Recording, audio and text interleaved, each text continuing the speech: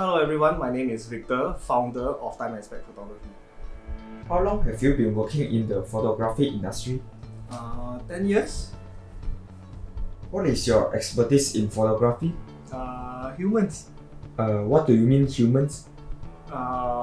Portraits to be exact. Because I do all sorts of photography, but I like expressions. I like how people portray how they feel. Happiness, sadness, anger, even like family photo, wedding photography, indoor, outdoor, then there's commercial, there's artistic, and then there's also personal. So I talk to them, I get to know them, for example, the husband like to play games and the wife, like don't like or something, wedding photography shots, something like that. Yeah, so normally do you prefer shooting outdoor or shooting like in indoor like studio photography? Actually, I'm a very lazy person, so I prefer indoor because obviously got aircon. But indoor is more of my thing. I have another very good friend of mine that handles outdoor photography, so I handle indoor all the studio shots because that is what I like. That is what I am best at. What software are you using for photo editing? Adobe Photoshop CC. Is the text required to convey the message of the photo better? It really depends. For me, some of my photos have descriptions because I feel that it adds flavor, background, it adds context to the images itself. Some of my photos doesn't have any description because it is straightforward. I have my expressions there and I am fairly straightforward. Some of the images I put the text in the photo itself because I want to craft it out this way. Like dry skin, bite marks, knife scar. Some I don't, but I want the viewers to craft out the story themselves. Like why is he puffing out black smoke? Why is it black? Why is his expression like this? Is it relief? And why is it a sense of relief? What I'm trying to say is ultimately it is your style. So the answer to this question is yes and no. Does the camera model and lens affect the quality outcome of the photos? No. No. I myself use a $500 camera, and the photos that you have seen are taken with said camera. I'm so not a technical photographer. In my case, my skill matter more. But for example, I want to take a photo of a butterfly or something, I use a micro lens. It's a no-brainer. And I like blur background. Like sometimes I like it soft, sometimes I like it hard. So for example, if I want it soft, I will always go for like Canon. Okay, I know that Canon lens. Okay, I'm gonna use that Canon lens. Or I want it a harder blur, not that blur, but it's still there. I'm gonna use a Nikon. Or I want it to be slightly a bit more colorful, a bit more creamier, nicer. I'll use a Sigma lens, and I don't even own one. So in terms of camera body, I mostly go with what the client needs. So for example, if the client, I will always ask, what is the photo for? Is it for social media, or is it just for normal printing, around the office, or for magazine or something? But if they say it's building size printing or billboard signs, I will always go out and rent a Hasselblad. It's a 200 megapixel commercial camera body. It's very, very expensive, but this way I can let my art style and my own style do whatever I want, and also at the same time the client can print that big. He can print however big he wants. So it is like dressing up for the correct situation. Like a formal party, I dress formally, but I do not let anyone tell me what color suit I'm gonna wear. My point is, let your art and your style decides the quality and the outcome of your images. And also the occasional billboard size that your client calls it. So yeah, I never once let anyone decides what to use for me, not once. If you don't want to take it from me, you can take it from a world-class, world-famous portrait photographer, any Leibovitz. What are the factors that help to sustain your passion for photography? I'm not sure, but I will try to explain. So it's like watching movies, watching anime, and like playing games. So it's like anticipating, when is this season gonna end, or when I finish the whole series, what is gonna come next. I'm always excited, and maybe I can explain better. So it's like before the project, it's like a trailer. It's like a movie trailer. What to anticipate, what to plan, what to expect, what I'm gonna do, and that's basically how I feel before a project.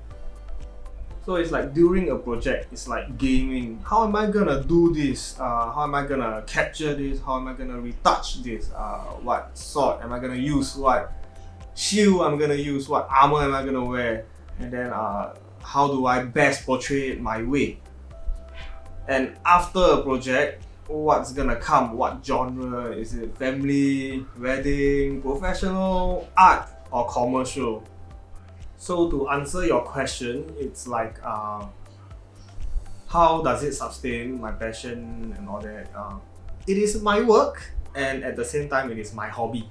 So I hope it answered your question. Could you share the most challenging which you had worked upon and how you managed to overcome it? I think it was definitely the time when I was still working as an assistant, and it was a 12-hour shift, and it was basically just a lot of physical hard labor, and it was setting up of lightings, helping out with my mentor with all the different setups and everything. So halfway through the shoot, I developed this headache, and it was unbearable, so I had some painkillers, and then shortly after that I became so tired and so sleepy, I had to down a can of Red Bull to just keep me going. And also I get distracted very easily, so it's like nowadays when I'm editing, it's like okay, I'm gonna edit this, I'm gonna do this, and then Facebook, somebody sent me a message, and then I start scrolling through Facebook. Oh, advertisement, oh, new games, new trailers, new movies. And 4 hours later and then I realized I still haven't finished my editing, but I'm always on time. Always 2 to 3 days before the deadline. So for physical labor, it's better now because I have assistants that can help me, but not a lot of assistants. We share the weight, but mostly on the assistants. For the distraction itself, I haven't found a way yet. So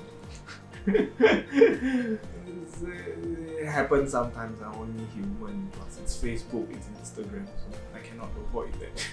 Amongst the accumulated work, which is the one that you are the most proud of? Can you explain why?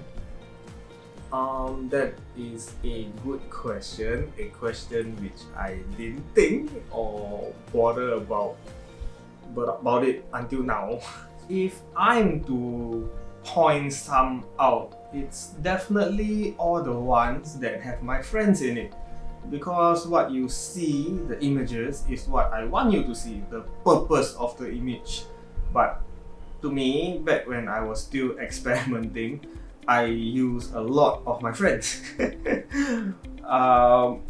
Because I'm poor, so and I'm also very annoying and persistent about it. I was like, I don't take no for an answer at all. I practically force them to come. Like on Friday, not free. Hey, what about Saturday? What about Sunday? What about Monday? What about Tuesday? 6 p.m. after your work ends. Come a while lah. Come a while only. It's like I'll be very fast. Then eventually they give in, and that's how I practice, and how it's like how I get reminded every time I look at my photos. I mean, they are right here at the studio. All of my current photos that I hang in my studio is actually all my friends. I didn't put one client work up. It is just the best one that I want to see. I myself want to see. In your perspective, how would you define a good photography portfolio? It's something that in one glance I can see or understand that guy's style, his signature style. Also, it's like I feel like at one glance, it's like this guy is everywhere. Every single one of his photos is everywhere. Or even a technical photographer, or whether this guy is like the type that is everywhere. His website is just photos everywhere. Or even a minimalist. How he or she handles different situation, different clients, like a darker theme shoot, how is he gonna do it, or a happier theme shoot, how is he or she gonna handle it, and how he incorporate his or her style in. Same goes for like a different, like maybe unicorns, rainbow, or or something more violent, something action like boxing, MMA. How is he gonna incorporate his style in? And it's like, despite all these different kinds of shoot, yet I'm able to see him or her leave his or her signature mark everywhere in his every craft. Do you have any advice for fresh graduates who are keen to step into the photography industry? Start low. Start from a photography assistant. Do all the physical labor. It is what you are meant to do. But here comes the best part about being a photographer's assistant. Learn everything you can learn from that photographer. Don't just copy paste everything in your brain. Understand why he did it that way, how he did it that way. So don't just copy and paste, it's pointless. And then try it out in your own time. Try to recreate the scene in your own time. Try to recreate the setup, try to recreate the lighting. Stockpile all that information, all that knowledge inside your brain. When you have nothing more to absorb, when you have nothing more to learn, and when you have honed your craft so much that you have your own steady stream of clients looking for you just for your art style, or when your studio deem you good enough to promote you as a photographer, that is when you can call yourself a photographer.